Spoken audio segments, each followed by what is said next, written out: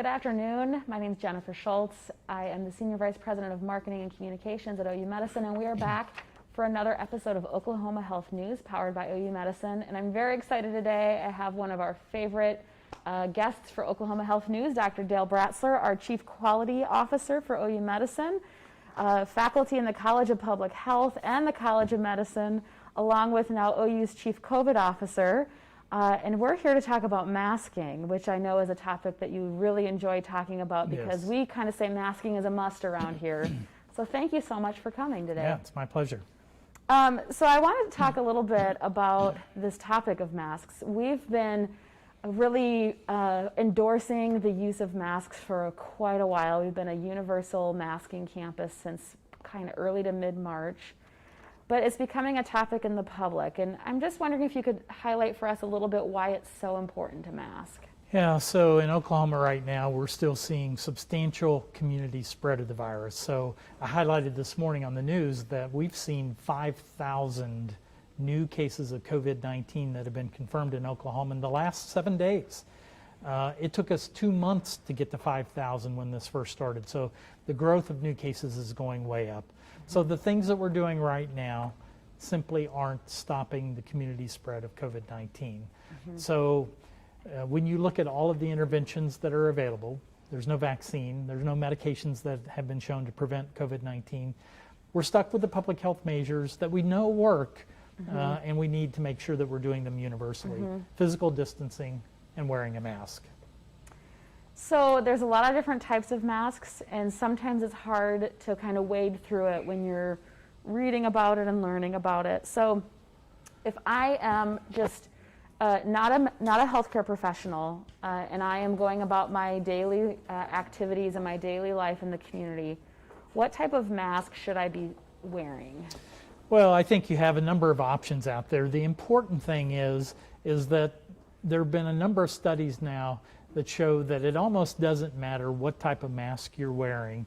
We wear a mask to stop droplets from coming out of our mouth when we're speaking. Those droplets are what carry the virus that causes the infection. So there was a very elegant study from Florida Atlantic University that tested all sorts of different masks, like the typical surgical mask like I'm wearing, the cloth mask like you're wearing. They tested a bandana. And what they found was that most masks substantially reduce the number of droplets that come out of your mouth. The only one that did not perform very well was the bandana. Okay. But a simple cloth mask, a 2 or 3 layer cotton cloth mask that's made by community volunteers and others was very, very effective at stopping droplets from coming out of your mouth. So I think keep it simple. The other thing, I was at Walmart the other day to pick up some groceries, and they had piles of boxes of surgical type masks, the type that I'm wearing now. So there for a while they were very hard to find, but now they're readily available and you can buy them very inexpensively. Well, I also just want to add too, wearing a mask is different. It's something that we're not used to necessarily in Western countries. We've seen it in Eastern countries where they might wear masks, and a lot of that might have had to do with air quality and culture and things like that. But there's a lot of retail businesses that are also creating masks, cloth masks. And so there's a wide variety of masks that a person can get from their favorite store. They can insert a surgical mask into it or what have you. And then the question that comes from that is, if I'm wearing a fabric mask, how often should I wash it? Yeah, of course, here in the healthcare center, we actually use lots of cloth masks, and we recommend that they be washed daily. I think for the general public, who's not in the face of patients like we are in healthcare, they don't get nearly the contamination. So we recommend that you wash them certainly anytime it's soiled, or at least once a week that you wash the mask. It turns out that the COVID-19 virus doesn't live on surfaces like cloth or cardboard very long. So I'm not terribly worried about contamination, but washing when it gets soiled and washing at a regular frequency I think is important. Here in the health center we wash them daily. Now, it is summer in Oklahoma, so of course it's very hot out, which means wearing a mask sometimes can feel uncomfortable. do we need to wear masks outside, and what are the instances in which we really should wear masks outside? Yeah, so here I'll reflect on what we did at the University of Oklahoma. We require masks anytime you're inside of any University of Oklahoma facility. But if you're outside and you can maintain physical distancing, you can keep that 6 feet of separation, and you're not in a crowd, then we allow people to take the mask off when they're outdoors. Because we've talked about before, the risk of transmission of this virus from one person to another is much less when you're outdoors, just because of air movement and other things. So I don't think you have to wear one when you're outdoors if there's nobody else around. That's why I encourage people to do outdoor activities, but unless you're in a crowd. If you're in a crowd outdoors, then you do need to wear a mask. So how are we supposed to wear a mask? What does that look like? Your mask is a surgical mask. It loops over your ears and it's covering your chin, mouth, and nose. Is that what all masks should look like? Yeah, for the most part. You want to make sure you cover both your mouth and your nose, because that's where those droplets come from when you're speaking or if you happen to cough or sneeze. So you want to make sure you cover the nose and you covered the mouth. Again, I don't think it matters typically what type of mask you're wearing, because I'm not wearing it as a filter. When I see patients, I wear an N95 mask, which is filtering. It's trying to keep things out because I'm right in the face of the patients that I see. But when I'm doing things administratively here at the university, I wear a surgical mask because I'm just trying to stop any droplets that are coming out of my mouth from getting into the atmosphere around me. I like a surgical mask in the summertime. I find them to be a little less warm than some of the cloth masks that I've used before. And it is Oklahoma and it is hot. You know, one of the things that I've noticed at times is people might have a mask and they're wearing it below their nose, or they're wearing it around their neck, which I think is probably that same effect of when you put your sunglasses on your head. And I think it's probably that this is a new thing for all of us. I've seen some different images that show what happens in like a culture of just speaking. How does the nose part is a little bit sometimes hard to wrap your mind around. I can understand the speaking part and there's droplets, but what's the part, tell me a little more about the nose part. Well, of course, the big thing with the nose is if you cough or sneeze, then droplets definitely come out of the nose. And sometimes, you know, you just can't help it. You're around something that stimulates you to cough or sneeze, and that's the main reason why you want to keep the nose covered. But I would encourage people to just do it for a few days. It's amazing how quickly you get used to wearing a mask. When I first started wearing a mask, when we rolled out all of our requirements here on this campus, wore them certainly in all of our buildings, but when I was walking across the street to the College of Public Health or something, I would take it off. And it wasn't that there were any people around. Now I just leave it on all the time because I'm just used to it. And so I think a lot of people can get used to it, but you need to cover both the nose and the mouth when you're wearing a mask.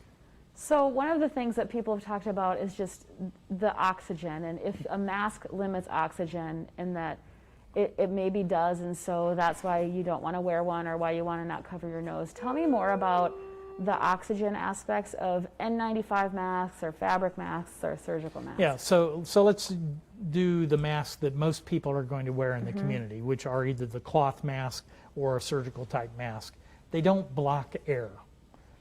They don't block oxygen. They don't block carbon dioxide. There are no risk of wearing those. They do not cause any problems. I often see posts where somebody says, well, OSHA says that you need to be careful with a mask. OSHA explicitly recommends masks to prevent the spread of COVID-19 in workplaces. So OSHA recommends masks. N95 masks are a little bit different. They're very tight-fitting. We actually fit them to our face so that when I wear an N95 mask, actually when I take it off, I have creases on my face because they're very, very tight. But you've even seen the picture that I posted where I'd been in an N95 mask in clinic for about 3 hours. I put the pulse oximetry on my finger and it was 95%. They just simply don't block air. We're doing it primarily to block droplets, or when I'm wearing an N95, to keep particles from getting in from the people that are around me.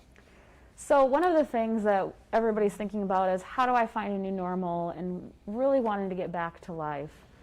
if I'm wearing a mask, do I still need to socially or physically distance myself from people? I think it's still important to do that. I think, I'm fairly comfortable that masks are probably the most important of the interventions, but no mask is perfect. And we know that when you combine wearing a mask with physical distancing, you dramatically reduce the risk that one person will give COVID-19 to another person. So that's why I think we've been seeing outbreaks. Let's take bars as an example. You can't drink and wear a mask. And so you have people in a enclosed setting, indoors usually, not wearing a mask, and they're close to other people, and those virus-laden droplets are in the air, and you inhale them. And that's how people are getting infected in that particular setting. So this kind of goes back to something we've talked a little bit about asymptomatic. And it's that question of, I feel fine, I feel well, why do I need to wear a mask? And your example of the bar maybe speaks more to that, but tell me a little bit about that asymptomatic aspect of this. Yeah, so I see that often, that I don't need to wear a mask because I feel fine. It turns out that 40 to 45% of the people who get infected with this virus have no symptoms. They don't know they're infected, they don't seek medical care, and they don't get a test.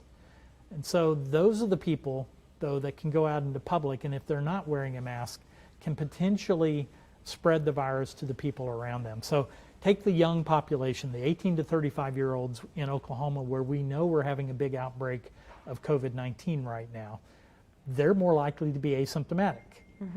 So they could be in that bar or in that restaurant, have no symptoms at all. If they're not wearing a mask in that setting, obviously, then the possibility of them spreading the virus to somebody else is definitely there. So I'm real clear on this when I talk to all of my students, and in any talk I give. You have to assume right now that anybody you encounter could be infected. Just make that assumption, because you don't know and they don't know. So thinking about the mask, and we've talked a little bit about the oxygen piece and kind of that myth. Does the other one that I've heard is about it affecting your immune system. Does wearing a mask negatively impact your immune system? No, there's no impact on your immune system. I've seen a number of people that have been concerned that because you are potentially leaving respiratory droplets in the mask, that some of those could be infected. And that's why we tell people, if you're wearing a cloth mask, do wash it. Wash it periodically. If it gets soiled, wash it. In our healthcare setting, in people who are not doing patient contact, we will allow them to wear a surgical mask for up to 5 days, or until it's soiled, whichever comes first. That's the policy that we will likely use for many of the staff or faculty or students that are on our university campuses, that you can wear this mask for several days, but if it gets soiled or becomes wet or anything, go ahead and discard it and use a new one.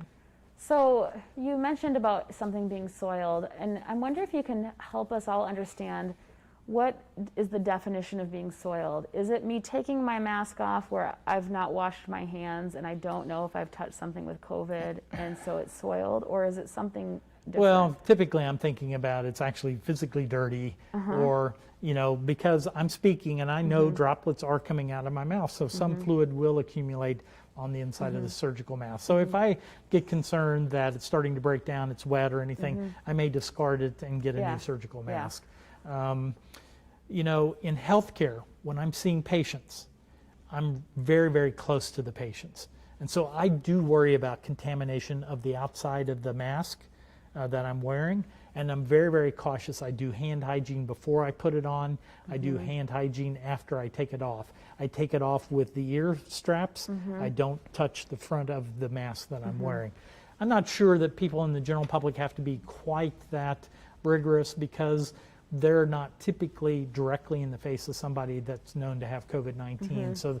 So there'll be less common contamination. But here, clearly, I recommend do hand hygiene. That's the way you really protect yourself. Wash your hands before and after you're putting your mask on, and that will keep you very safe.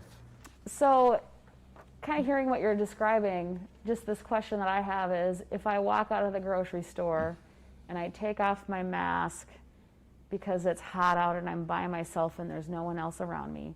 I shove it into a handbag. If I pull it back out to go into another place, I should put it back on instead of saying, oh, I touched it and it's rumpled up and I don't know if it's soiled. You're better off to wear the mask than to not. Is that a fair assumption? Yes, you're definitely better off to wear the mask than not to wear the mask. And again, if you can do hand hygiene, I actually carry little bitty bottles of hand sanitizer that I can use, which makes it really easy to do hand hygiene before and after.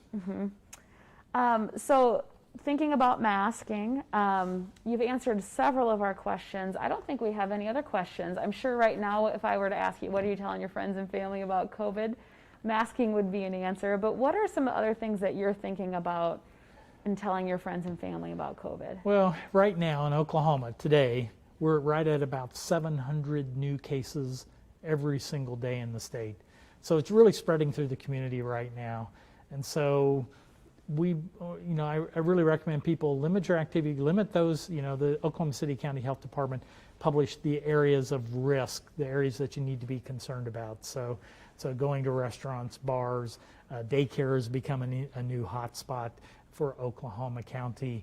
Certainly any places of personal things like weddings, funerals, going to worship services.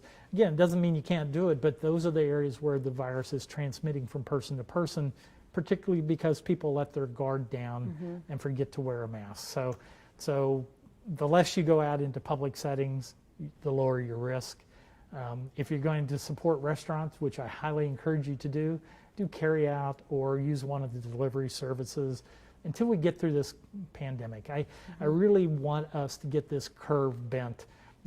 Two different things I'll just mention. One, we talked to the students about if you want to have in-person classes, if we want to get back to what we used to do in college and places like that, we've got to bend the curve. We've got to slow down the spread of this virus, and that means taking personal responsibility like wearing a mask. If you want football, we definitely have to bend the curve because we're not going to risk a stadium full of people or a group of people when we see unmitigated growth of the virus. So we have no decisions are made about football or any other sports at this point, but we saw what the NBA did. They're playing in a bubble. They're playing in an area where they don't let the players go out and get contaminated. And they don't have fans around. So I just think, if we're going to get back to where we were before, we have to slow the spread of this virus. Wearing masks, physical distancing, hand hygiene are the things that'll help us do it until we get a vaccine. I just want to ask a follow-up question as my last question. So you mentioned the Department of Health publishing risk areas. I'm assuming that's coming from contact tracing. Yes. So that's not necessarily them saying, we believe from a research report these are high-risk areas. That is truly what the risk areas are in Oklahoma. Is that correct? That's correct. So in Oklahoma County today, there are about 200 new cases every single day. So they're doing contact tracing where they're actually calling those people and trying to learn from them where they got exposed at.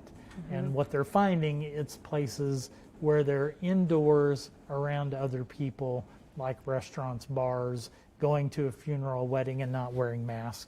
Doing those types of things where you get into an indoor setting with people around you. So it's based on real data from contact tracing of people who have gotten this virus. Okay, excellent. Well, always a pleasure to have you here.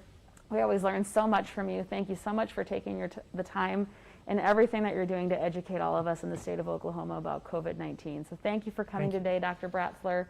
We're going to be back here next week with more topics for Oklahoma Health News. We always tailor these to things you're interested in. Send us a direct message, give us a comment in the comment section, and we will see you again really soon.